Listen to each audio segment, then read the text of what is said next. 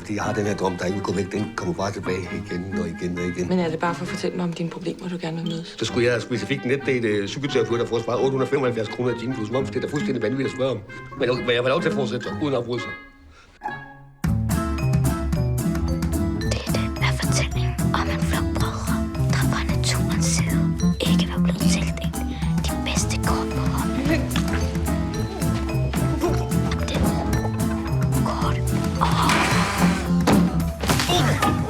Far er død, Elias. Han efterlod os et videobånd, som vi bliver nødt til at se. Til far, hvad det var for en film, han havde lejet. Ikke jeres biologiske far. Jeres rigtige far hed Emilio Thanatos. Emilio, han er jo lidt af en legende på øen. De bor jo stadig op på det der gamle sanatorium. Det er Gregor. Hans søn. Ja, jeg er også hans søn. Ja, humoren, den er sådan lidt en til en her på øen. Din bror jo. Nå, kan du så høre? Jeg vil gerne tale med vores far nu. Og så vil jeg køre os til et hospital. Hvor er det rart at se, at I har fundet ud af, drenge.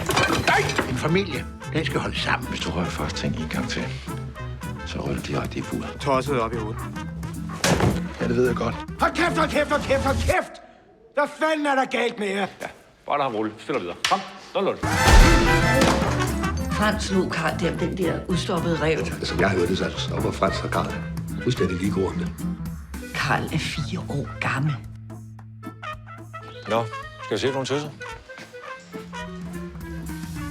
Det er da et ganske udmærket udvalg. Jeg tager en med puslespidsprækkerne. Nej, en tager jeg ikke. Nej, det gør du altså ikke. De hører til for et hospital. Du skulle da ikke bare sådan stikke af fra din familie. Det er ikke helt normalt. Det er der ikke rigtig nogen af os, der er.